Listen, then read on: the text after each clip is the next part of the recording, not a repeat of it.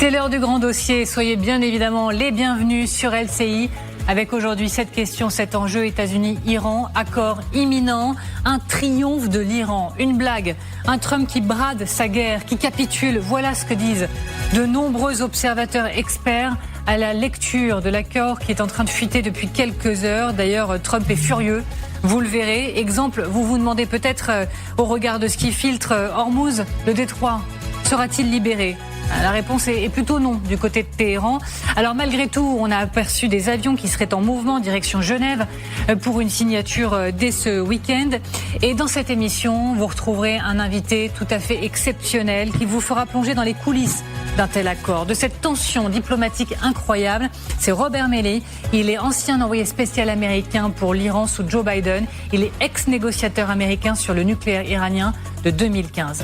Alors attention, le risque de l'étincelle, il est toujours là, toujours très tendu sur le terrain. Des drones interceptés, attaques hybrides iraniennes en Californie. L'Iran qui commence aussi à viser le mondial avec sa redoutable propagande sous forme de Lego. Et dans ce contexte, eh bien, nous reviendrons aussi sur des révélations sur le plan de retrait de Trump de l'OTAN. Sa ligne dure se confirme. On vous dira combien de navires, combien d'avions, combien de moyens en moins pour les opérations de l'OTAN. Et pendant ce temps-là aussi, eh bien, lui, il craint une attaque à l'iranienne. C'est Vladimir Poutine, traumatisé par la mort de Khamenei. Il se barricade plus que jamais. Il a même fait désactiver ses propres caméras de surveillance. Le grand dossier, c'est donc parti. États-Unis-Iran, accord imminent.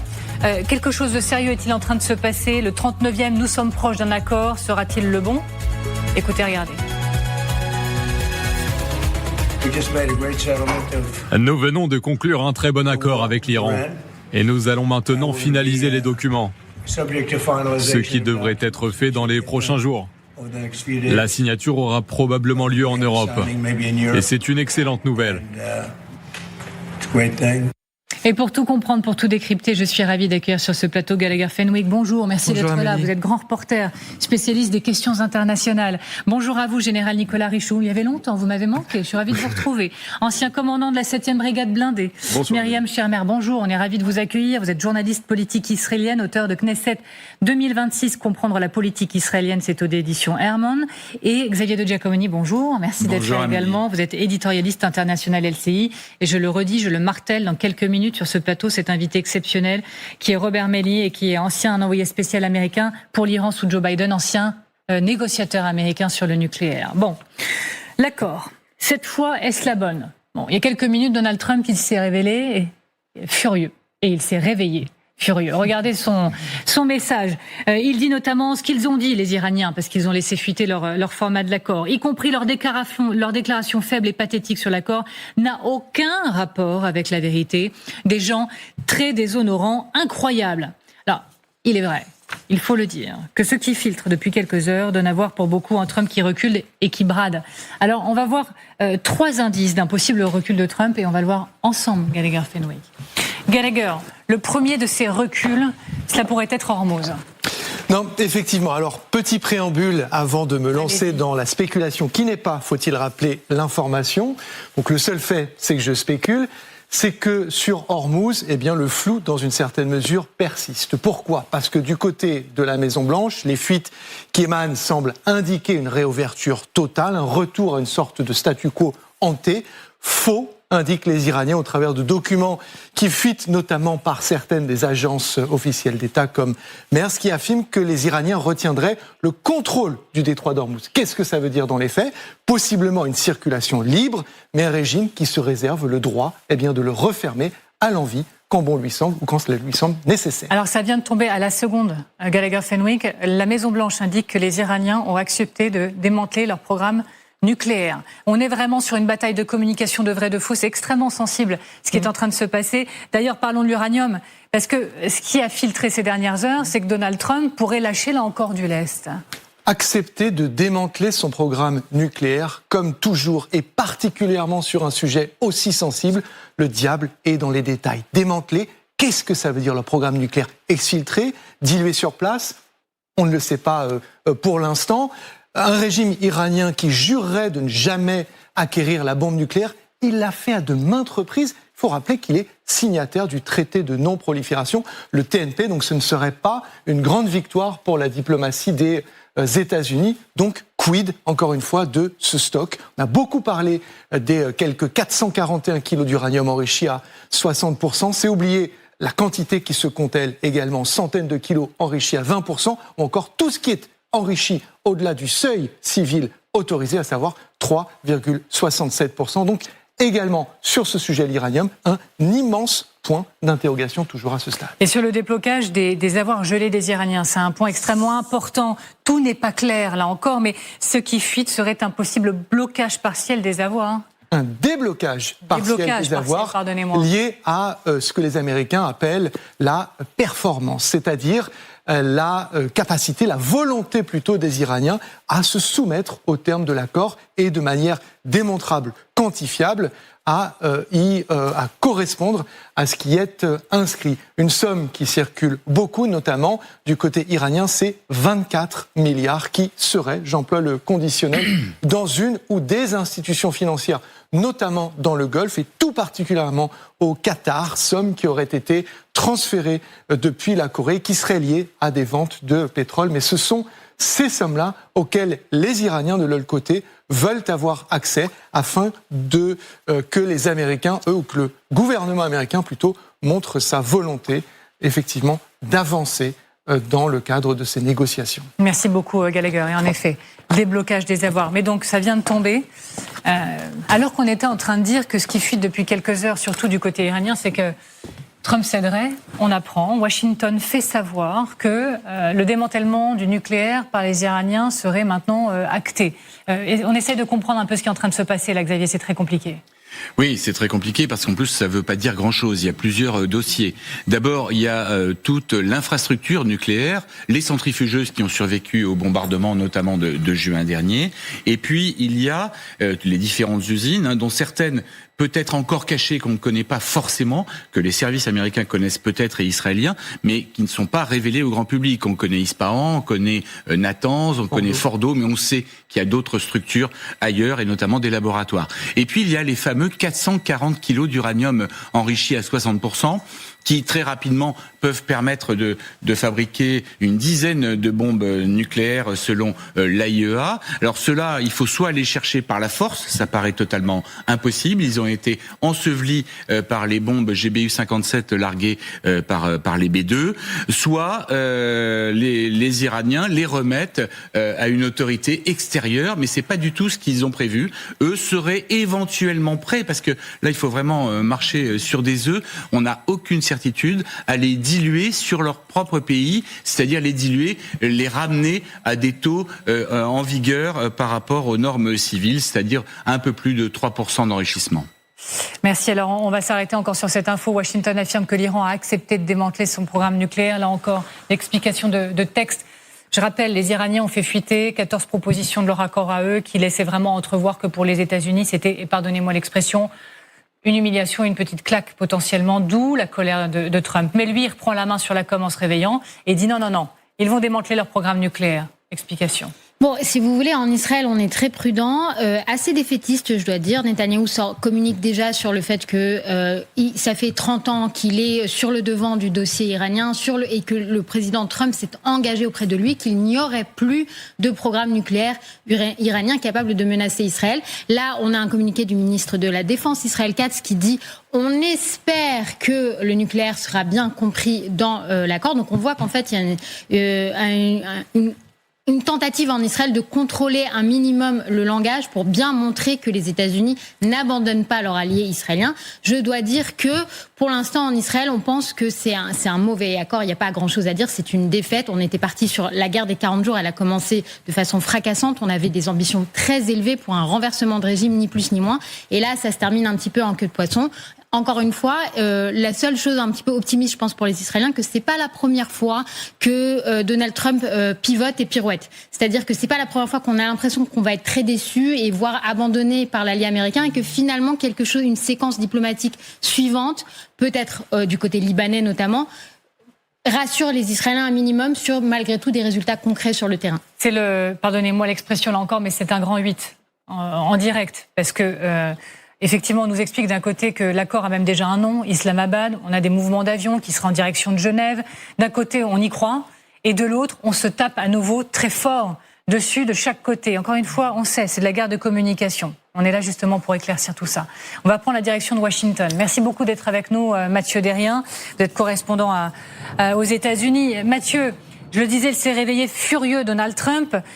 Bon, à quoi peut ressembler la suite? On va résumer la situation. Frappe ou pas frappe à nouveau dans les prochaines heures dans ces conditions? Ça semble très difficile pour l'instant pour qui que ce soit de prédire ce qui pourrait se passer dans les prochaines heures, tout simplement parce que, comme vous l'avez dit, l'humeur du président américain est extrêmement changeante. Hier soir, on l'avait laissé très optimiste, annonçant qu'un accord était tout proche d'être signé, peut-être dès ce week-end. Il avait même déjà commencé à élaborer des plans. Peut-être la présence de son vice-président, J.D. Vance, peut-être Genève comme lieu de signature. Et puis, il y a un peu plus d'une heure, ce matin, Donald Trump a posté sur son réseau social Truth un message dans lequel on sent toute sa frustration. Il est impossible de négocier en toute bonne foi avec les Iraniens, écrit-il. Il ferait mieux de se reprendre et vite. Fin de citation. Alors, derrière cette menace, il peut y avoir évidemment de nouvelles frappes. Ça voudrait dire finalement que les frappes qui étaient prévues hier n'auraient été reportées que de 24 heures.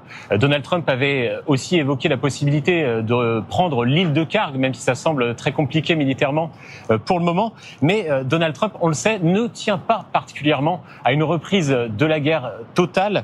Une partie de sa mauvaise humeur actuelle s'explique aussi par des sondages d'opinion de plus en plus mauvais. Cette guerre qui dure depuis bientôt 4 mois lui coûte très cher politiquement. Merci beaucoup Mathieu Derrien, correspondant TF1 LCI du côté des États-Unis, et Gallagher Fenwick à l'instant, pour tout vous dire, me transfère un message de Arakchi du côté iranien qui dit qu'on n'a jamais été aussi proche d'un accord, qui a encore une fois un nom, l'accord d'Islamabad, oui. Et qui dit attention spéculation. Ils ont beau jeu les Iraniens, c'est eux aussi qui font circuler leur propre accord en 14 points. Hein. Absolument, c'est ce que je citais, c'est l'agence mère dont la publication est très largement reprise dans les médias et sur les réseaux sociaux, et qui font état de ce qui ressemble, et je reprends l'expression utilisée par l'ambassadeur Haro, une sorte de triomphe iranien. On va voir son sur tweet, Hormuz, sur le pétrole, sur les sanctions, sur le nucléaire, sur les proxys, sur le régime. Et donc, ce qui est intéressant, c'est qu'en l'occurrence, dans ce message... Gérard Haro qui dit si ce texte était exact, ce ne serait pas une victoire, mais un triomphe de l'Iran. C'est un message qu'il publie en réaction à la publication justement de l'agence mère. Et juste pour terminer sur le message publié à l'instant par le ministre iranien des Affaires étrangères Abbas Araghchi, donc il semble indiquer qu'effectivement, là, il y a une sorte de convergence entre les voix irano-américaines. Donc il y a, dit-il, une vraie proximité avec ce qu'il appelle un protocole d'accord d'Islamabad, donc pas un accord mais un protocole d'accord, mais en nous invitant, et c'est pour ça que j'ai souri parce que c'est précisément le terme que j'ai employé, à éviter toute forme de spéculation. Mais on fait avec ce qu'on a, voilà. Il y a deux accords en fait. Et vous faites partie de ceux, Général Richoud, qui en voyant émerger les propositions iraniennes, avait tweeté sur X capitulation. Si ça se confirme, capitulation de Trump. J'ai même tweeté si ça se confirme, parce qu'on est quand même dans la spéculation. Je rappelle qu'il a déjà annoncé 39 fois un accord quand même de Donald Trump. Ça commence à faire beaucoup. Mais si c'était confirmé, c'est une capitulation sans condition des États-Unis d'Amérique. Je ne vois pas véritablement quel gain il retire de cette affaire-là. Le détroit d'Ormuz reste sous contrôle. Il récupère 24 milliards. Le problème du nucléaire n'est pas réglé. On commence à des négociations qui vont durer 60 jours. Et puis, finalement, on revient à une espèce de statu quo ante, mais encore moins à la faveur, je dirais, des Américains et des Occidentaux et au retour au calme dans cette situation du Golfe. Donc là, effectivement, moi je suis absolument de l'avis de Gérard Haro. Restons calmes parce qu'on n'a pas les termes exacts de l'accord, mais si c'est le cas, je ne vois absolument pas ce que les Américains auront gagné au bout de 4 mois de guerre. Et donc, ce sont eux qui auront perdu la guerre, là, c'est très clairement, oui. Et j'ai rapidement croisé Xavier de Giacomoni avant l'émission qui me dit si c'est vrai, moi je vois pas comment Trump peut faire autrement que de retourner frapper. Ah bah il y a un moment, il va être obligé. On voit bien sa fureur ce matin parce que là, en fait, on a 2 accords. Donc selon qu'on lit l'accord américain ou l'accord iranien, on n'a pas du tout la même chose. Donc on a 0 accord en fait. Il y a aucune convergence entre les 2 textes. Par exemple, en matière de nucléaire, les Iraniens disent nous réaffirmons notre engagement en faveur du TNP, dont parlait tout à l'heure Gallagher, c'est-à-dire qu'ils sont signataires du traité de non-prolifération nucléaire. Et pour eux, ça suffit pour dire non, le nucléaire pour le moment, c'est pas quelque chose qui est d'actualité. Donc on a l'impression avec ce texte que les Iraniens veulent le beurre, le sourire de la crémière, ils veulent tout en même temps et ils mettent évidemment Trump au bord du précipice. À un moment donné, il sera obligé de retourner bombarder l'Iran parce que c'est pas tenable pour lui tout simplement. Il ne le voulait pas. Il y a son anniversaire, son tournoi de MMA, la Coupe du Monde de football, les pays du Golfe qui l'appellent H24 pour lui dire surtout président, ne rebombardez pas l'Iran parce que nous sommes en première ligne. Et parmi eux, il y a notamment Mohamed Ben Zayed, le président des Émirats Arabes Unis. Oui. Émirats d'ailleurs qui ont été plutôt ces dernières semaines par les ripostes entre Américains et Iraniens, ce qui paraissait un peu étonnant. On a l'impression que vraiment dans le Golfe, on veut pas que ça redémarre, mais est-ce que ça sera possible? C'est pas évident. Effectivement, un peu Politico le confirmait, grosse pression du côté des pays du Golfe ces dernières heures, mais je voudrais revenir sur un point abordé par le général à 39 reprises. Donald Trump s'est réveillé en disant « on n'a jamais été aussi proche d'un accord, c'est imminent ». On va se le remettre en tête et on va essayer de comprendre ce que représente ce qui est en train de se passer encore aujourd'hui. Je pense que nous allons conclure un accord avec eux, j'en suis presque sûr. Il est très important que l'Iran ne dispose pas d'armes nucléaires, et ils l'ont accepté, l'Iran a accepté. Ils veulent conclure un accord, nous avons eu de très bonnes discussions dans les dernières 24 heures, et il est très possible que nous passions un accord. Nous sommes dans les derniers efforts de ce qui va être un très bon accord. Mais on va être sincère, ce matin, on s'est tous dit collectivement que cette fois, quelque chose de différent était en train de se passer. Parce qu'on avait la sensation qu'il y avait un peu plus de fermeté côté américain. J'ai dit ce matin, il s'est passé 40 vies depuis, la Terre a tourné plusieurs fois sur elle-même. Et on se disait, les dénégations iraniennes sont moins fermes. Bon, on s'est tous trompés, Donald Trump le premier, et il est au tournant humilié. J'ai envie de vous dire qu'on est au Proche-Orient, d'accord ? J'ai l'impression qu'il y a quand même un point de vue très occidental sur ce plateau. Au Proche-Orient, c'est jamais fini. Aidez-nous à changer de lunettes. Non, c'est jamais fini. Vous voyez ce que je veux dire ? C'est-à-dire que même les déclarations concernant l'accord sont encore des négociations en réalité. Et on le voit bien. Et je pense que Donald Trump, il a beaucoup de choses qu'il ne fait pas très bien au Proche-Orient, mais le fait que ce soit le businessman président et qu'il a cette vision du deal en permanence et qu'il a cette vision de je secoue le cocotier jusqu'à ce que quelque chose tombe. Et même si c'était pas forcément ce que j'ai dit que je voulais depuis le début, eh ben j'obtiendrai autre chose. C'est quelque chose qui correspond à la mentalité de la région. Et il est fort possible, encore une fois, que Donald Trump considère qu'il n'y a plus rien à gagner face aux Iraniens, mais qu'il aura réussi malgré tout à les contenir d'un point de vue régional. C'est-à-dire que il faut pas oublier que les 14 points, c'est les Iraniens qui les publient. D'accord ? Donc c'est ce qui arrange les Iraniens. On ne sait pas encore ce que les États-Unis obtiennent de leur côté. Et peut-être que les États-Unis obtiennent que, par exemple, les Iraniens se détachent du Liban, d'accord, se retirent du Liban, en sachant que j'attire votre attention sur le fait qu'à la fois le président libanais s'est exprimé sur CNN récemment, a demandé que les Iraniens se retirent de son pays. Du côté israélien, on a à la fois le président israélien et Benjamin Netanyahou qui, dans les dernières 48 heures, font des déclarations aux Libanais, en arabe et en anglais, en disant on vous tend la main, on veut la paix. C'est-à-dire que moi, je ne serais pas étonnée qu'en fait la séquence qui viendrait ensuite, ce serait éventuellement soit l'entrée du Liban dans les accords d'Abraham, soit en Israël, on appelle ça les accords de Cèdre. D'accord ? Quelque chose qui normalise, qui crée quelque chose de différent de ce qu'on n'a pas eu dans la région. Vous savez qu'un citoyen libanais n'a pas le droit de parler à un citoyen israélien sous peine de poursuite pénale. Dans les accords d'Abraham, pour le moment, on en est... J'attire votre attention sur le fait que... J'adorerais être d'accord avec vous, mais là... Vous avez raison, mais j'attire votre attention sur le fait que un journaliste très connu en Israël, Barak Ravid, a donné une interview en début de semaine à un média libanais, ce qui était une première.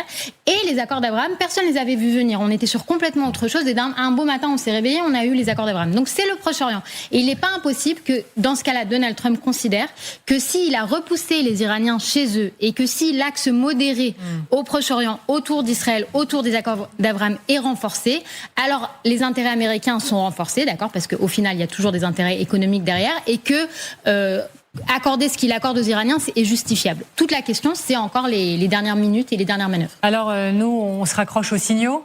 Et donc, je vous l'ai dit, il y a eu des mouvements d'avions qui ont été observés en direction de Genève. 4 avions C-17 de l'US Air Force ont décollé Pour l'Europe, c'était hier, transportant du matériel pour un possible voyage du vice-président américain J.D. Vance pour une cérémonie potentielle de signature à Genève dans les prochains jours. Il se passe beaucoup de choses en Europe dans les prochains jours, il y a un G7, etc. Donc il faut être extrêmement prudent. Ceci dit, ça a été pris très au sérieux par de nombreux experts ces dernières heures. Ça, c'est les fameuses captures qu'on appelle flat radar. On arrive à suivre les déplacements des avions et même des avions militaires, vous voyez, de quand ils le veulent bien. Air Force, quand ils le veulent bien. Et ben voilà, donc il y a faire et Là, ils le voulaient, là. Là, ils le voulaient. Alors, analysez ça pour nous. Eh ben, en fait, oui, vous êtes jeté oui, dedans, non, mais bien sûr, parce que c'est très important qu'on le comprenne. Tous les avions militaires ou civils ont donc un transpondeur qu'on peut éteindre ou allumer. Si on l'allume, on est visible. La plupart des avions dans le monde, notamment pour éviter les collisions, ont leur transpondeur allumé. Les avions militaires en opération souvent coupent leur transpondeur pour ne pas être repérés très facilement par l'ennemi sur Flight Radar. C'est pire que Strava. Hein. On se souvient des militaires français, notamment à l'île Longue, qui faisaient leur jogging avec leur montre et qui étaient repérés comme ça. Là, les États-Unis voulaient qu'on voit ces 4 gros porteurs partir vers l'Europe et sensiblement vers Genève. Ils voyagent pas léger d'ailleurs à J.D. Vance, oui, bien sûr. Mais je rappelle que les mouvements américains vers le Moyen-Orient, via Fairford, via Ramstein, on a pu les suivre. On les voit tous pas éteint leur transpondeur. Moi, j'ai du mal à savoir comment on distingue un C-17 de J.D. Vance d'un autre C-17 parce que il véhicule vers le Moyen-Orient des dizaines d'avions par jour. On le voyait sur les flights, sur les radars, etc. Comme on a l'habitude de nous montrer actuellement. C'est des dizaines et des dizaines d'avions ravitailleurs, d'avions de transport logistique qui rejoignent le Moyen-Orient tous les jours. Donc je crois qu'il faut quand même rester prudent. On verra ce qui va se passer. Et je ne sais pas si le président Vance voyage avec les mêmes conditions de sécurité que le président de la République. Quasiment. Donc c'est quasiment. Et une voiture blindée au moins. Oui, non, bien sûr. Non, ça c'est le minimum. Mais un avion devrait suffire en fait. Pour le vice-président, deux ou trois. Énormément de matériel, c'est une grosse délégation. Mais surtout, fond, ouais. En fait, ce que j'allais simplement dire, c'est que effectivement, ça ne veut pas forcément dire qu'il va y aller. En revanche, il est impossible que le vice-président des États-Unis vienne en Europe sans ce qu'on appelle les advanced teams, donc les équipes qui sont chargées de baliser tout le trajet, minute par minute et mètre par mètre, avant l'arrivée du vice-président. Donc, elles peuvent faire ce travail. Après, qu'ils viennent ou ne viennent pas, ça, nous n'en savons rien.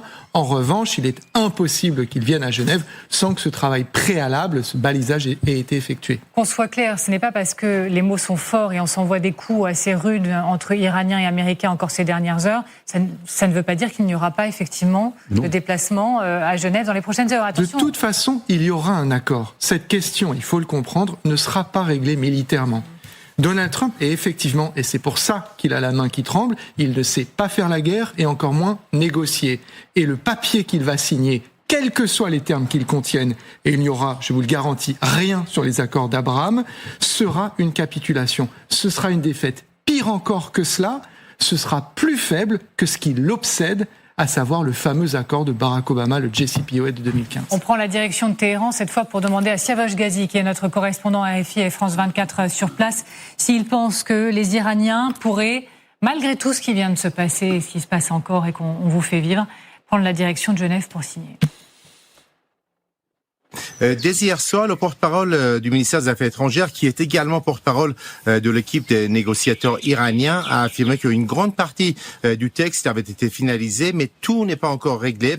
Il y a notamment le cessez-le-feu au Liban. Selon Axios, le cessez-le-feu fait partie de l'accord, un cessez-le-feu de 60 jours avec le retrait des forces israéliennes, ce qui pourrait satisfaire l'Iran. Mais il y a d'autres questions qui n'ont pas encore été réglées, notamment le contrôle de l'Iran sur le détroit d'Ormuz. Pour Téhéran, c'est également une ligne rouge, puisque le ministre iranien des Affaires étrangères a réaffirmé encore hier que dans le détroit d'Ormuz, il n'y a pas d'eau internationale et qu'il y a donc les eaux nationales iraniennes et les eaux nationales omanaises, et que c'est une affaire entre Oman et l'Iran, et que le trafic dans ce détroit sera organisé par ces deux pays. Ensuite, il y a la question du déblocage des avoirs iraniens. Là, il peut y avoir une solution avec l'aide du Qatar, puisque le Qatar, semble-t-il, aurait accepté de donner à l'Iran quelques 12 milliards de dollars et ensuite les récupérer auprès des des États-Unis.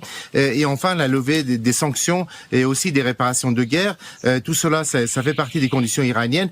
Et en ce qui concerne le programme nucléaire, l'Iran refuse désormais d'envoyer à l'étranger ses stocks d'uranium enrichi, notamment les 450 kg d'uranium enrichi à 60%. Et pas question de renoncer, d'abandonner le programme d'enrichissement d'uranium. Il faudrait que sur toutes ces questions, les deux parties se mettent d'accord avant qu'il y ait l'annonce d'un accord entre l'Iran et les États-Unis.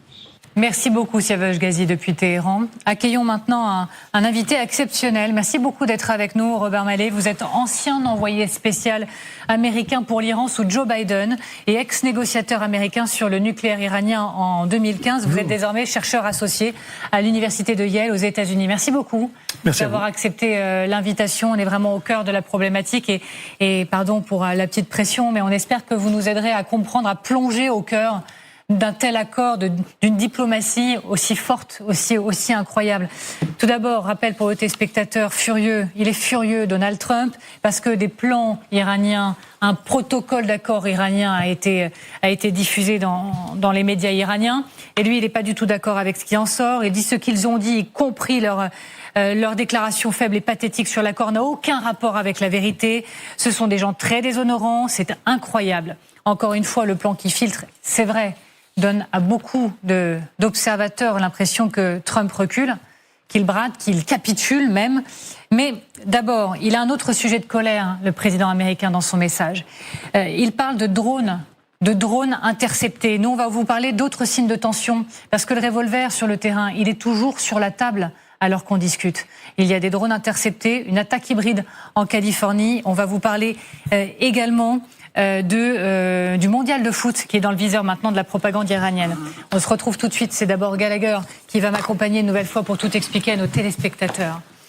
Gallagher, cette nuit, je le disais, 2 drones iraniens ont été interceptés. Non, effectivement, et vous le dites et vous le présentez très bien, les signaux faibles ou plutôt de moyenne intensité ne trompent pas. La tension, elle est toujours là avec ces drones, ces vecteurs iraniens qui continuent d'être tirés à la fois en direction de certaines puissances golfiques, mais aussi de navires dans le détroit d'Ormuz, indiens par exemple, ou appartenant à d'autres armateurs, d'autres nationalités. Donc ces interceptions qui continuent d'être effectuées d'un côté, mais aussi le fait que les Américains continuent de voir certains de leurs propres aéronefs pareillement soit interceptés, soit neutralisés, je pense notamment aux drones MQ-9, c'est bien un de ces nombreux signaux de cette tension qui reste palpable et de ces échanges de feu qui se poursuivent. Et ce qui nous a marqué aussi cette nuit, c'est une attaque hybride qui aurait touché les États-Unis et même plus précisément, par exemple, la Californie. Voilà, alors revendiqué par un groupe de hackers connu sous le nom de Handala, qui n'en est pas à sa première. Attention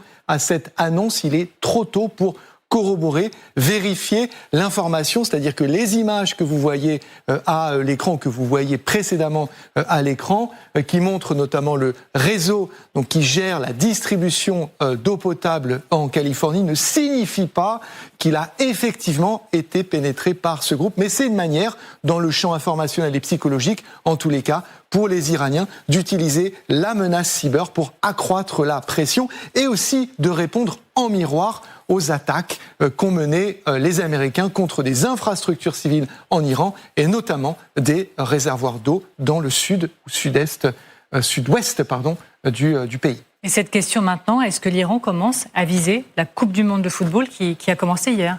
C'est effectivement une parmi les nombreuses possibilités. L'Iran joue sur ce terrain-là, toujours psychologique, informationnel, peut-être concret. Il ne faut certainement pas l'espérer, en diffusant notamment des vidéos, des animations qui laissent à penser, comme ces nombreuses vidéos Lego, que le régime iranien envisage cela et aurait, j'emploie le conditionnel, des moyens de percuter cet événement à la visibilité mondiale qui se déroule, est-il besoin de le rappeler, au Mexique, au Canada, mais surtout principalement aux États-Unis. Merci beaucoup Gallagher. Alors je me tourne vers vous, évidemment. On a l'impression qu'il suffit, comme chaque heure, depuis des semaines maintenant, d'une étincelle pour que tout reparte. Est-ce que vous êtes d'accord avec ça ? Est-ce qu'aujourd'hui, plus que d'autres jours, malgré tout, vous croyez à la possibilité d'un accord qui aurait presque même un nom, c'est ce qui fuite, l'accord d'Islamabad. Est-ce que vous y croyez cette fois ? Je crois que c'est possible. Je crois que c'est possible depuis des semaines d'ailleurs. Je pense qu'on est tout près d'un accord depuis des semaines. On le sait, le président américain le dit depuis longtemps. Maintenant, je dirais également plusieurs choses. D'abord, je ne crois pas un mot de ce que disent les médias iraniens. Je ne crois pas non plus un mot de ce que dit le président américain. Ce qui est quand même une déclaration assez étonnante, mais c'est vrai. Je pense qu'il faut ne croire en ni l'un ni l'autre. Deuxièmement, donc, tout ce qu'on a entendu, vous rapportiez tout à l'heure, ce que la presse iranienne décrit comme l'accord en 14 points, je n'y crois pas. Je crois, c'est hors de question que les États-Unis acceptent ce plan. Je pense que le plan final, s'il y en a un, ce sera une défaite pour les États-Unis, parce que cette guerre est une défaite pour les États-Unis, mais ce ne sera pas la capitulation telle qu'elle a été décrite par les médias iraniens. Donc on est dans le flou. Je pense pas que ce soit si on a cet accord, il sera assez vague, il sera assez ambigu. Il fera deux choses. Il cessera le blocus, il lèvera le blocus américain. Il lèvera la fermeture du détroit d'Ormuz par l'Iran. Il donnera quelques gages financiers à l'Iran, pas autant que la presse iranienne le dit, quelques milliards pour les besoins humanitaires. Levée de sanctions pendant 60 jours sur la vente de pétrole iranien. Et le reste devra être négocié dans les 60 jours. Et si on a eu tellement de mal à avoir cet accord vague et flou, on peut s'imaginer le mal qu'on aura pour obtenir quelque chose de plus concret, que ce soit dans 60 ou 180 jours. Alors, encore une fois, on est assez honoré de vous recevoir. Et je rappelle pour vos téléspectateurs que vous êtes ancien envoyé spécial américain pour l'Iran sous Joe Biden et ancien négociateur américain sur le nucléaire iranien de 2015. Dans un instant, je vais revenir avec vous très précisément sur la toute dernière information qui nous vient de Washington, qui assure que l'Iran accepte le démantèlement du programme nucléaire. Mais d'abord, pour aider peut-être nos téléspectateurs, les prendre par la main, est-ce que vous pouvez leur expliquer concrètement comment les négociations se déroulent là, en ce moment, au regard du haut de votre expérience? Vous n'y êtes pas, mais au regard de votre expérience, comment ça peut se passer? Aidez-nous à nous projeter. J'aimerais pouvoir vous aider. Je veux dire, mon expérience n'a que très peu à voir avec ce qu'on voit aujourd'hui. D'abord parce que on est en situation de guerre. Ensuite parce que les Iraniens et les Américains ne se parlent pas directement. Il y a un même médiateur qui est soit le Pakistan, soit le Qatar. On a une direction ou un leadership iranien qui a été décapité, donc c'est des gens que je ne connais pas et que je n'ai jamais fréquentés, sauf le ministre des Affaires étrangères. Et on a un président américain qui est tout de même totalement imprévisible et c'est un cas unique, singulier dans l'histoire des États-Unis, peut-être dans l'histoire tout court, mais en tout cas c'est un personnage assez unique. Donc je ne peux pas vraiment transposer mon expérience à ce qu'on voit aujourd'hui. Mais les négociations aujourd'hui se font à travers des médiateurs, donc il n'y a pas de rencontre directe. Il y en a eu par le passé, mais il n'y en a pas en ce moment. Et j'imagine qu'ils s'envoient des textes avec des 14, 15, 16 points, 13 points, et ils vont va-et-vient. Mais il faut pas sous-estimer le problème que posent ces négociations qui sont indirectes. Ça, j'en ai vécu entre 2021 et 2023. Alors là, le problème, c'est que les malentendus foisonnent. Et surtout lorsqu'on a des médiateurs, et c'est normal, qui veulent avoir un accord. Alors ils disent à l'un, voilà, entre nous, je pense que l'Iran va vous donner ce que vous voulez. Ils disent aux États-Unis, aux Iraniens, vous allez avoir gain de cause. Donc les deux pensent qu'ils ont ce qu'ils veulent. En fin de compte, ce n'est que le texte qui parlera, et c'est pour ça qu'aujourd'hui, je pense, c'est une guerre de narratif. Tant qu'on n'aura pas un texte final, on ne saura pas si on aura un accord. On imagine une immense tension. Comment ça se passe? C'est-à-dire, qu'est-ce que les médiateurs prennent leur téléphone au milieu de la nuit? On s'appelle plusieurs fois. Est-ce qu'on se parle mal? Parce que les déclarations... Non, mais je vous pose toutes les questions de base, mais les déclarations parfois qui nous viennent, nous, elles sont très brutes. Est-ce qu'il y a une différence, une grande différence entre les déclarations très fortes qui sont balancées comme ça pour faire mal à l'autre et ce qui se passe dans la réalité des discussions? Oui, toujours. Évidemment, chacun veut se projeter de façon beaucoup plus dure dans les médias publics. Lorsqu'on parle à un médiateur, on ne va pas commencer à crier.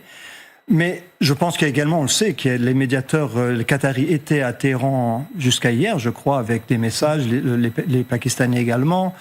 Il y a des coups de téléphone. Il y a parfois, je pense, des messages directs entre l'envoyé spécial américain et le ministre des Affaires étrangères iranien. Je pense qu'ils se textent également.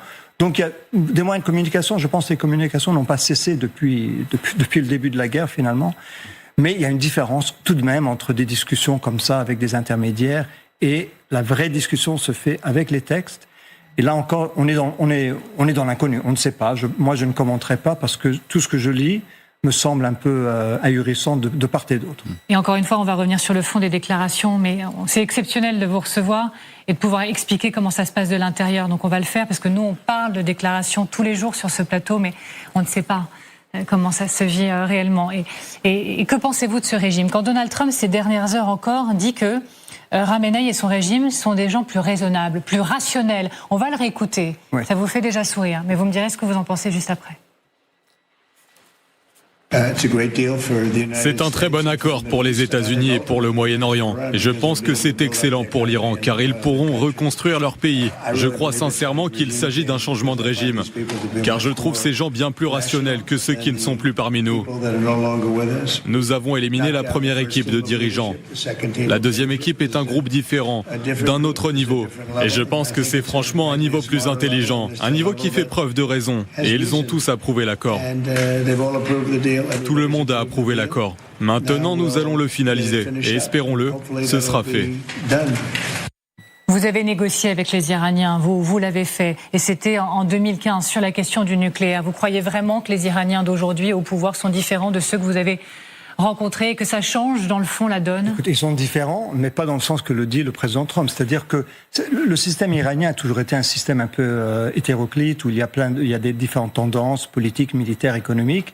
Et le guide suprême, c'est un peu l'arbitre en chef. Il a sa voix est importante, mais il doit essayer de prendre en compte ce que disent les uns et les autres. C'est le même système aujourd'hui, mais avec deux différences. D'abord, le guide suprême n'est pas aussi suprême, il est caché quelque part, il ne peut pas jouer le même rôle que jouait son père au jour le jour, même s'il reste l'arbitre. Et puis, dans cette constellation d'intérêts, ceux qui se sont sortis renforcés de cette guerre, c'est l'aile militaire, c'est l'aide des gardes révolutionnaires.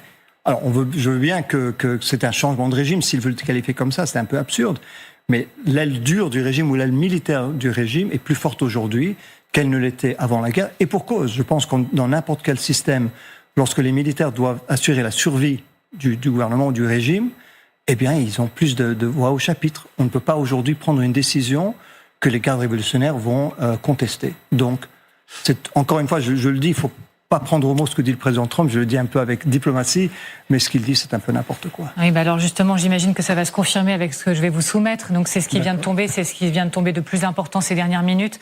Selon Washington, eh bien, l'Iran a accepté, je cite, de démanteler son programme nucléaire. Donc à vous suivre, vous n'y croyez pas? Non. Un instant. Non, je pense que le président Trump dit toujours la chose la plus importante, c'est qu'ils acceptent de ne pas avoir d'armes nucléaires. Ça, ils le disent depuis 15-20 ans. On peut y croire, on peut ne pas y croire, mais le fait qu'ils le disent maintenant, ça ne veut rien dire de plus que ce qu'ils disaient auparavant. Maintenant, la question, c'est est-ce qu'ils vont se débarrasser de leur uranium enrichi? Je crois que s'il y a un accord nucléaire, on ne parle pas de l'accord qui va se dérouler là, on parle de l'accord qu'ils vont négocier pendant les 60 jours qui suivront. S'il y a un accord, évidemment, les Iraniens n'auront pas de choix que de se débarrasser de leur uranium enrichi. Sinon, alors là, vraiment, l'accord n'a pas de sens. Mais démanteler toutes leurs installations nucléaires, ça, j'y crois pas. Il faudra le voir. Je ne sais pas quelles concessions alors les Américains devraient faire pour qu'ils le fassent. Mais honnêtement, je ne peux pas imaginer ce régime démanteler ce qu'il reste de leur système, qui a été quand même fondamentalement endommagé par les frappes américaines et israéliennes. On s'arrête encore sur ce point. Je vous laisse entrer dans la danse. Vous avez tous envie de réagir. Je vais commencer par Gallagher Fenwick. Allez-y, Gallagher. Non, je voulais vous poser la question, enfin plusieurs questions. La première, et Amélie Carwer l'a dit, vous avez servi sous l'administration Biden.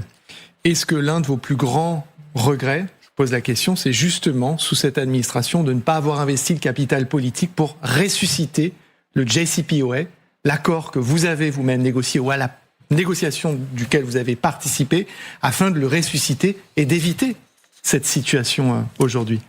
Oui, mais je pense que, c'est une bonne question, je pense que les responsabilités ne sont pas uniquement américaines. Je pense qu'au début, lorsque le président Biden prend ses fonctions, c'est pas sa priorité. Il ne veut pas dépenser son capital politique qu'il n'estime pas être infini. Il pense qu'il peut tirer profit des sanctions qui ont été imposées par le président Trump, malgré le fait qu'il les ait opposées. Il a dit, maintenant qu'on a ces sanctions, on va demander un accord plus long et plus dur. Et moi, en privé, je disais, ça n'a pas de sens. Mettez-vous à la place des Iraniens. Ils ont déjà souffert une fois parce que le président Trump a violé l'accord. Maintenant, vous voulez qu'ils acceptent un accord plus contraignant à leur égard à cause des sanctions qui ont été imposées à leurs yeux de façon illégitime. On a perdu au moins 3 semaines, 1 mois à prendre cette position. Une fois que les Américains le président Biden s'est lancé un peu plus dans cette affaire, les Iraniens d'abord avaient moins confiance en lui. Il y a eu des élections en Iran qui ont amené un président plus dur. Et puis, je pense que les Iraniens ont surestimé leur propre levier. Ils se sont dit, on a le programme nucléaire. Il y a eu la guerre, l'invasion par la Russie de l'Ukraine. Ils se sont dit, le pétrole iranien, il va être beaucoup plus précieux. Et là, ils ont pris une position, à mon sens, irréaliste. Et donc, le début, c'est les Américains. La fin, c'est les Iraniens. Ni l'un ni l'autre ne voulaient vraiment d'un accord. Et c'est ça qui a causé sa perte. Mayam Shermer. Oui, alors en Israël, on a une information qui est donnée, encore une fois, à un journaliste Barak Ravid, qui nous dit, donc c'est des Américains qui parlent à un journaliste israélien, et qui nous disent, dans le cadre de l'accord avec l'Iran, les matières nucléaires seront détruites et évacuées. Le programme nucléaire dans son entièreté sera démantelé. Aucun fonds ne sera débloqué tant que tout cela n'aura pas lieu. Le détroit d'Hermouz restera ouvert. Il n'y aura aucun financement iranien au groupe terroriste. Donc en fait, alors c'est peut-être pour rassurer les Israéliens, mais les Américains vont très loin et de leur côté, ils considèrent que les Iraniens ont fait quand même plus de concessions. C'est pas seulement la bombe, c'est démanteler le programme de façon totale et arrêter de financer le terrorisme de manière générale dans la région. C'est beaucoup. Si vous y croyez. Non, c'est en tout cas ce qu'ils nous disent. Mais encore une fois, je pense qu'il faut distinguer entre deux choses. Il faut distinguer l'accord qui sera peut-être publié dans quelques jours. Et là, je pense que, sauf si je me trompe, mais alors totalement, ça sera très flou. Sauf sur le détroit d'Ormuz et peut-être sur une levée des sanctions sur la vente de pétrole iranien. Tout le reste, la position américaine, moi j'ai lu une autre dépêche, donc chacun sait. La position américaine sera, il faut tout démanteler, il faut plus de soutien aux terroristes. Ça, c'est la position américaine. Est-ce que cette position américaine sera concrétisée ? C'est un peu comme le Premier ministre israélien qui a dit, le président Trump m'a assuré que... Bien sûr. Oui.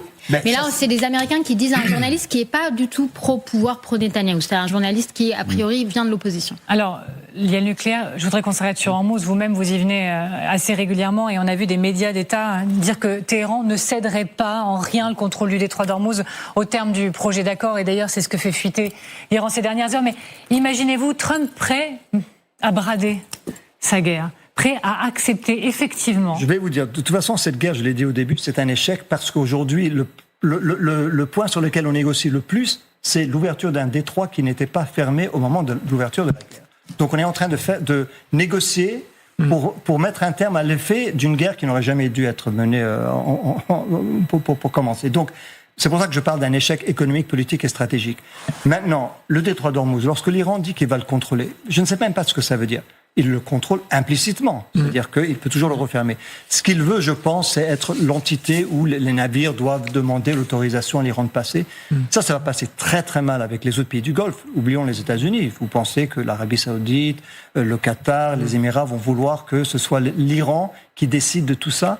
Donc là, je me demande s'ils vont pas devoir céder et simplement accepter. Eux vont affirmer qu'ils ont la souveraineté sur le détroit d'Ormuz, mais concrètement, ils vont devoir laisser passer les navires avec toujours la possibilité. Ils disent, si on n'est pas content, on pourra refermer le détroit d'Ormuz, ce qui est vrai. Général. Moi, j'avais une question quand même qui porte sur le nucléaire militaire, parce que vous nous disiez tout à l'heure que ils sont signataires du TNP, du traité de non-prolifération nucléaire, donc c'est rien de nouveau, mais militairement, politiquement, on a le sentiment instinctif qu'ils ont intérêt d'avoir cette bombe, parce que à partir du moment où ils l'auront, comme on l'a vu avec la Corée du Nord, on commence à vous parler doucement, on vous bombarde plus, etc. Alors, je voudrais savoir, vous qui avez négocié, quel est votre avis au-delà de la gesticulation iranienne, de leur prise de position? Est-ce que vous croyez, vous, intrinsèquement, qu'ils cherchent à avoir le nucléaire militaire ou non? Bon, j'en sais pas plus que vous, mais ma conviction a toujours été la suivante. C'est que d'un côté, si j'étais responsable iranien, je vais me mettre à leur place. Oui, j'aimerais la bombe nucléaire, et d'autant plus aujourd'hui, après la guerre qui leur a été imposée.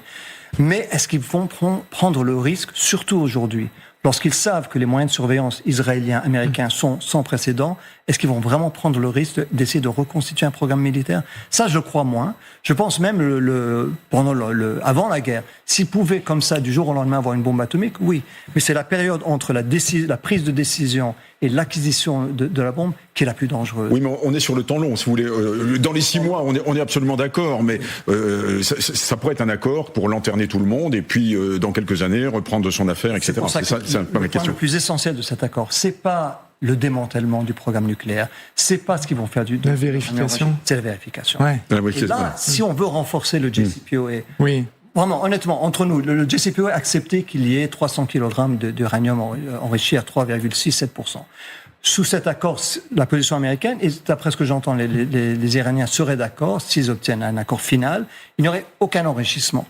Ça, c'est une victoire, entre guillemets, pour les États-Unis, mais les experts nucléaires disent que ça change quasiment rien, parce qu'on peut reconstituer cette uranium. Voilà. C'est la vérification. Et là, il y a des améliorations qu'on pourrait apporter au JCPOA. Est-ce que les États-Unis, est-ce que le président Trump s'intéresse à ce sujet? J'en sais rien.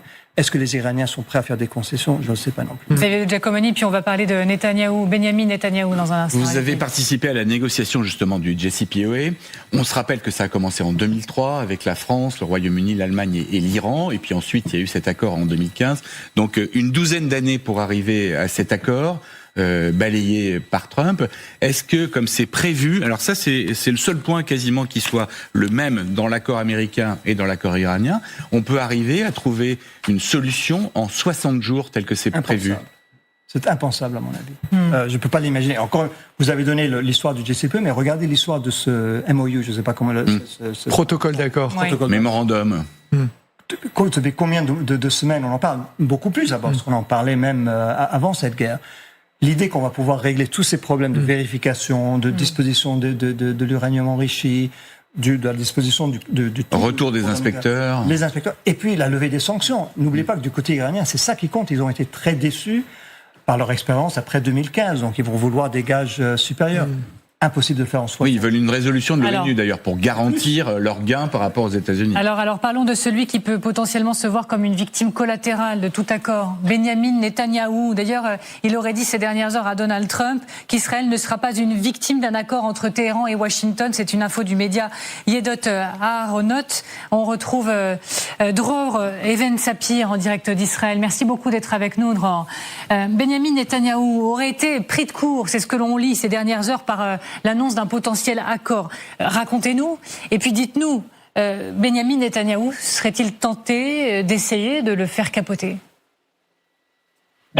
C'est pas impossible. Il avait essayé de le faire dans le passé. Vous vous en souvenez avec le précédent accord lorsque Barack Obama était aux affaires à Washington. Et puis par la suite, il avait convaincu Donald Trump de se retirer du premier accord, l'accord de Vienne. Effectivement, Benyamin Netanyahou n'a pas été maintenu au courant des progrès qui ont mené vers la probable signature de ce protocole d'accord entre Téhéran et Washington. C'est donc l'inquiétude aujourd'hui qui règne en Israël, même si les dirigeants israéliens insistent sur un point fondamental, leur convergence de vue avec Washington concernant la nécessité d'empêcher l'Iran de se doter de l'arme nucléaire. Mais si les négociations du point de vue israélien n'aboutissent pas au résultat escompté, Israël pourrait se retrouver seul. Et j'attire votre attention sur des propos tout à fait intéressants tenus aujourd'hui par le ministre israélien de la Défense, Israël Katz. Il a affirmé que Israël devait s'assurer qu'à l'avenir, il sera en capacité d'agir d'une manière autonome contre le programme nucléaire de l'Iran et qu'il avait ordonné, avec Benyamin Netanyahou, à l'armée israélienne de se préparer à cette éventualité. Donc en Israël, on se prépare et on prépare les esprits éventuellement à ce qu'effectivement l'État hébreu se retrouve seul face à l'Iran si les négociations n'aboutissent pas au résultat escompté du point de vue israélien, à savoir l'anéantissement du programme nucléaire, en tout cas des aspects militaires du programme nucléaire de la République des Mollahs. Merci Dror Even Sapir, merci de nous avoir amené encore une fois au cœur du sujet depuis le terrain. Benyamin Netanyahou peut-il effectivement y aller seul? Déjà en début de semaine, on vous parlait dans cette émission d'une information de i24 News, selon laquelle Benyamin Netanyahou aurait averti le cabinet de sécurité qu'Israël pourrait devoir faire face seul à l'Iran. Imaginez-vous un instant, Gallagher Fenwick vient vers vous juste après, Benyamin Netanyahou décidait effectivement.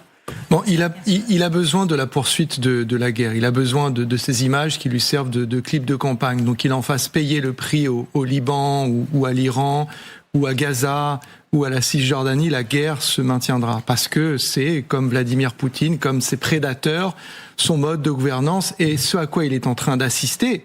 C'est l'effondrement de sa doctrine, qui est la promesse de la paix par la force et la promesse de ce qu'il appelle systématiquement la victoire totale. Elle est impossible face au régime iranien, face au Hezbollah, face au Hamas, face aux Houthis, mais il a besoin que ça se poursuive. Donc, cette idée, si vous voulez, pour les Israéliens d'aller seuls face aux Iraniens, pour des coups ponctuels, peut-être, logistiquement, certaines questions, notamment celle du ravitaillement, ont été réglées, mais de manière durable, non. Et surtout, ce qui est en jeu, c'est là le vrai enjeu, c'est les capacités de défense, leur éventuel épuisement. Et on voit aux États-Unis, Robert Malley en parlera 1000 fois mieux que moi, un changement dans l'opinion et dans la relation à l'idée de la défense d'Israël qui est en train de changer radicalement. Et ça, c'est à imputer à Benjamin Netanyahou, et celles et ceux, notamment ses compatriotes qu'il a embarqués dans cette doctrine, vont peut-être choisir de lui en faire payer le prix lors des législatives à venir. Alors, très concrètement, je me tourne vers le général pour savoir si, au-delà de la volonté de Netanyahou d'y aller seul ou non, il en a les moyens. Voilà, vous avez commencé à effleurer le sujet, Gallagher. Je vous passe la main. Provisoirement, vraisemblablement, dans la durée, c'est beaucoup plus douteux. Parce qu'une partie de sa logistique vient des États-Unis et notamment, par exemple, toute sa flotte aérienne. Il a quand même 300 ou 350 chasseurs, c'est-à-dire beaucoup plus que l'armée française. Nous, on en a 200. C'est pour dire qu'un pays qui fait 2 départements français, qui fait 9,5 millions d'habitants, a 350 chasseurs qui sont des F-15, des F-16 et des F-35. Si demain vous avez les pièces détachées qui n'arrivent plus, c'est fini. En l'espace de 10 jours, les chasseurs sont au sol. C'est des engins aussi sophistiqués, ça s'entretient tout le temps. On est tout le temps en train de... Et sinon, c'est plus en état de vol, ça devient des tas de ferraille très rapidement. Donc, ensuite, on voit bien que les vecteurs qu'il balance sur l'Iran sont également beaucoup les bombes un peu lourdes, sont des bombes américaines. Donc ça restera très très compliqué pour lui, même s'ils essayent d'obtenir une certaine autonomie stratégique actuellement. Il y a une volonté, effectivement, d'Israël d'obtenir une autonomie stratégique sur le plan militaire vis-à-vis des États-Unis. Ils ne l'ont pas aujourd'hui. Et on se rappelle que la guerre des 12 jours, lorsque ils bombardaient l'Iran et que Donald Trump a décidé d'arrêter, les chasseurs ont fait demi-tour. Donc je crois que si Donald Trump tousse très fort, je pense que Netanyahou sera obligé de s'arrêter en vol. Et je rappelle également que Israël reçoit au moins 4 milliards de dollars, 3,8, presque 4 par an de soutien militaire gratuit. Donc ce sont des sommes assez extraordinaires et ils ont besoin de cet allié américain qui, on le rappelle, reste un de leurs derniers alliés. En Europe, on ne fournit pas d'armement à Israël. Du coup, 2 questions pour vous, Robert Malley. Est-ce que vous croyez au jusqu'au-boutisme de Benjamin Netanyahou ? Et si oui, jusqu'où peut-il aller selon vous ? Puisqu'on imagine que vous les avez fréquentés dans ce cadre bien précis des négociations avec les Iraniens, les Israéliens. Et deuxième question, s'il va dans ce sens, pensez-vous que cette fois Donald Trump est prêt à le lâcher ? Bon, je suis tout à fait d'accord avec ce que dit le général et Gallagher. Je pense que c'est mon analyse également. Je pense qu'il y a un paradoxe maintenant, c'est qu'on n'a jamais vu un président américain aussi proche d'Israël dans la conduite de la guerre. C'est la première fois qu'il y a une guerre conjointe avec, on me dit, vraiment une relation extrêmement étroite entre les militaires et les services de renseignement américains et israéliens. Et d'un autre côté, on n'a jamais vu un président américain prêt à parler de cette manière-là, avec parfois pas mal de dédain vis-à-vis d'un allié israélien. Ils feront ce que c'est moi qui décide, c'est pas eux qui décident. Et je pense que pour cette raison, et également les raisons militaires, ça sera dur pour le Premier ministre de s'opposer ou de faire quelque chose contre les désirs du président Trump. Maintenant, est-ce qu'il peut essayer de saboter à travers ce qu'il fait au Liban, ou des opérations de sabotage en Iran qui arrivent de temps en temps, on ne sait pas très bien qui a tué qui a fait exploser quoi, c'est possible, mais de relancer une guerre contre l'Iran si les États-Unis lui disent non, si le président Trump lui dit non, ça je pense qu'il ne peut pas le faire. Je peux me tromper, mais je pense vraiment que cette relation, le président Trump a aujourd'hui un pouvoir sur le Premier ministre israélien que je ne me rappelle pas un autre président américain avoir, mais j'attends votre remarque. Allez-y, Myriam Chalmer. Oui, bon, alors on est en train de présenter sur ce plateau comme si c'était une lubie personnelle de Benjamin Netanyahou d'attaquer Téhéran comme ça d'un coup. Depuis 30 ans.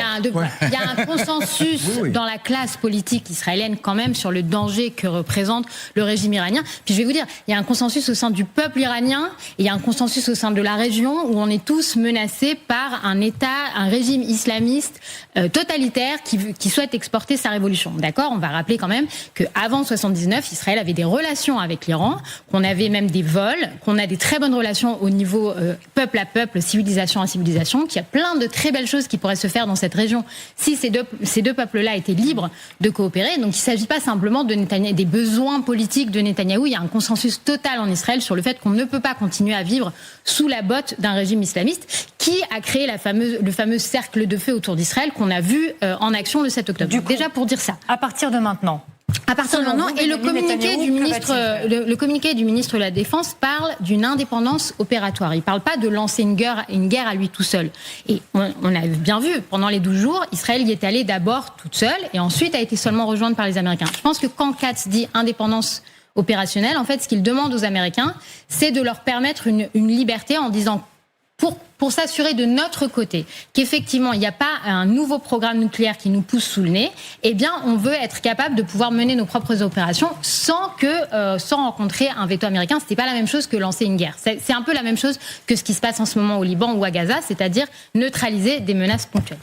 Alors, on va avancer sur la question de l'OTAN, parce que c'est très important ce qui s'y passe. On a des révélations à vous faire sur la manière dont Trump durcit le ton et envisage très concrètement d'enlever ses pions. On parle d'avions, on parle de navires.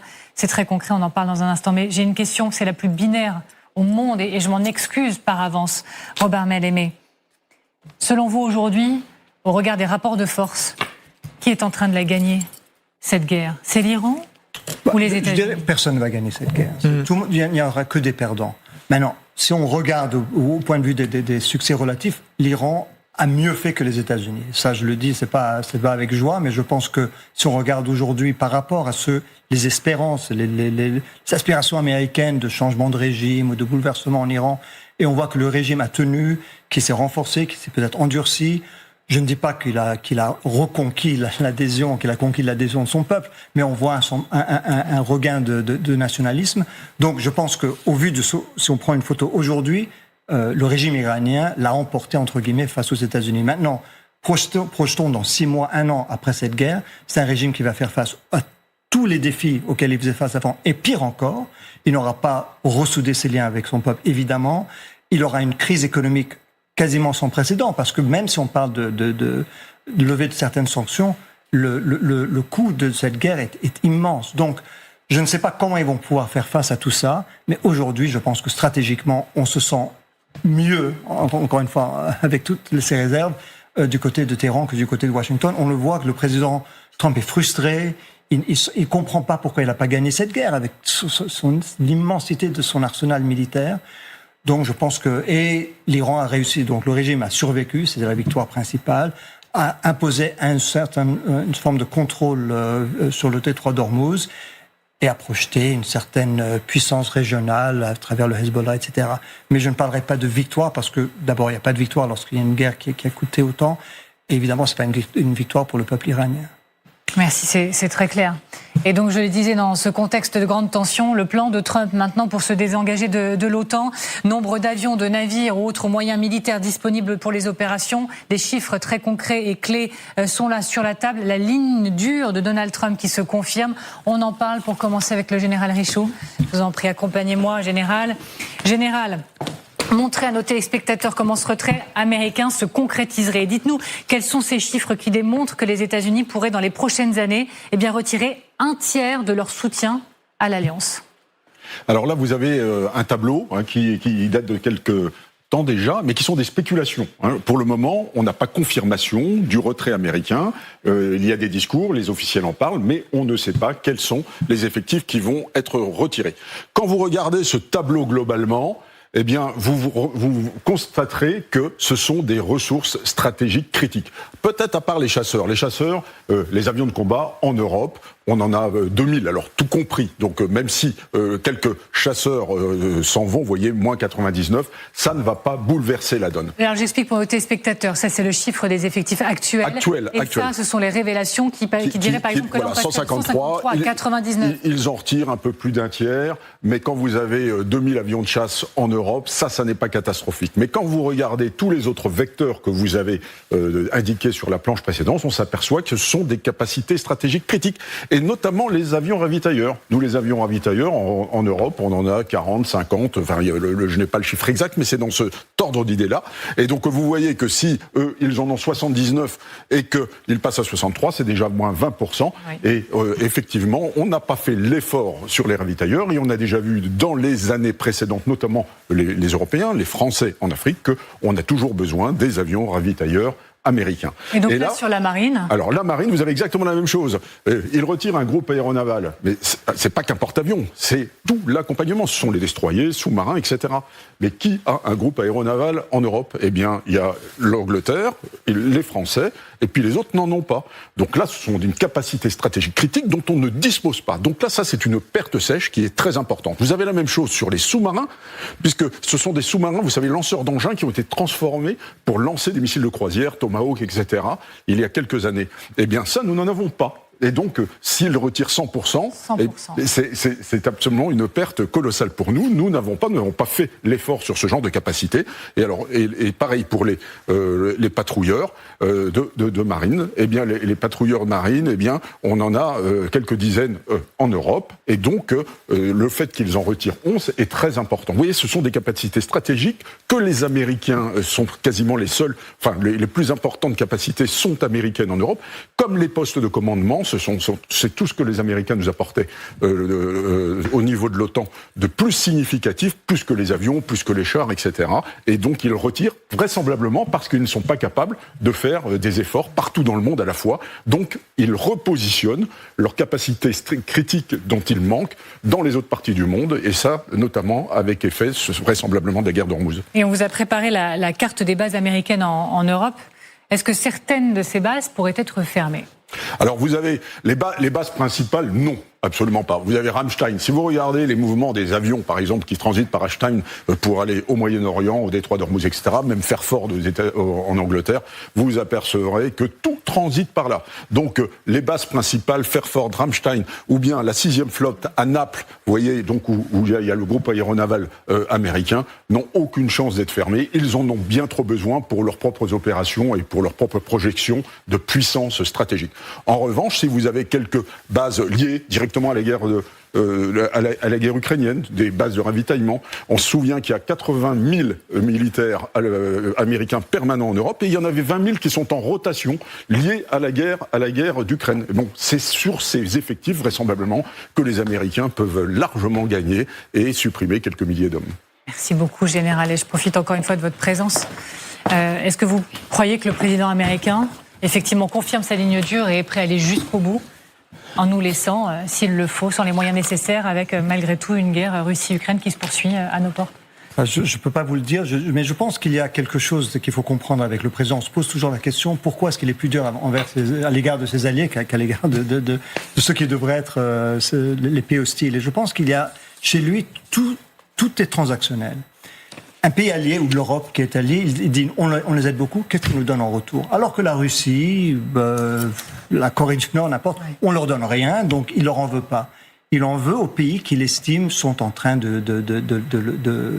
d'extraire des ressources américaines sans contrepartie. Mais en clair, l'Iran a été pour lui un accélérateur, très certainement, puisqu'il estime que les alliés de l'OTAN ont commis une grave erreur en ne le suivant pas sur cette guerre-là. Donc pour lui, c'est la sanction. S'il n'y a pas vraiment, si on ne suit pas la ligne américaine et qu'on est soi-disant un allié américain qui bénéficie de l'aide américaine, il prend ça comme une insulte personnelle. Maintenant, je ne sais pas, parce que j'imagine qu'il y a certains membres de son entourage qui vont essayer de le convaincre qu'on ne peut pas laisser l'Europe comme ça. L'issue finale avec lui, vraiment, je ne veux pas faire de prédiction. Général, je reviens vers vous. Pardon de vous. Une petite surprise, vous n'y attendez pas, mais c'est panique dans les états-majors, concrètement, ou pas ? Est-ce qu'on panique dans les états-majors ? Non, on ne panique pas dans les états-majors actuellement. D'abord parce qu'il n'y a pas de décisions qui seront prises. Et puis, je pense que il faut bien distinguer deux choses. Quand on discute avec les états-majors, on s'aperçoit que les relations avec l'armée américaine n'ont absolument pas diminué. C'est-à-dire que moi, j'avais une réunion avec le SEMA, Fabien Mando, qui nous expliquait qu'il discutait avec son homologue une fois par semaine. Donc, les relations avec les Américains et les militaires sont toujours les mêmes, sont des relations très cordiales et approfondies. Ce sont les dissensions politiques qui posent problème aujourd'hui au niveau européen. Donc, il n'y a pas de panique pour le moment parce qu'il n'y a pas de décision de prise. Donc, on verra ce qu'il en est. Ensuite, moi, je pense très franchement que c'est un électrochoc qui peut être aussi profitable pour nous. Depuis les années où on n'a pas fait l'effort en Europe de faire l'effort de défense qui convient. Je parle pas trop de la France encore là-dedans, mais par exemple l'Italie qui la ramène assez souvent, qui dépensait 1,3% de son PIB pour la défense, eh bien tous ces gens-là aujourd'hui sont priés de faire des efforts. Les Allemands les premiers qui étaient à peu près à ce taux-là il y a 5-6 ans, 1,37 quand j'étais à Berlin. Donc vous voyez, tout le monde doit balayer devant sa porte et faire des efforts, et ça peut être salutaire pour nous. Xavier ? Vous disiez tout à l'heure, Robert Mallet, que personne n'avait gagné cette guerre, mais finalement, est-ce que les États-Unis de Donald Trump ne vont pas y perdre beaucoup, justement, par rapport à leurs alliés? Est-ce que ce désengagement européen qu'on annonce, est-ce que la perte de crédibilité en la puissance, l'invulnérabilité américaine, alors ça peut être aussi dans l'Asie-Pacifique, Japon, Corée et d'autres pays, ne vont pas porter un grave préjudice aux États-Unis? J'ai dit, il n'y a que des perdants, mais je pense peut-être le perdant principal, ce sont les États-Unis, pour les raisons que vous donnez, plus beaucoup d'autres. Mais c'est vrai que stratégiquement, vis-à-vis de la Chine, même vis-à-vis de la Russie et vis-à-vis de leurs alliés, moi, si j'étais européen, je me dis, mais qu'est-ce que c'est que ce président qui nous en veut pour ne pas l'aider dans une guerre où il ne nous a pas consultés, qui nous coûte, nous, économiquement, plus qu'à lui, et soudain, il faut qu'on se rallie à lui simplement parce qu'il serait américain.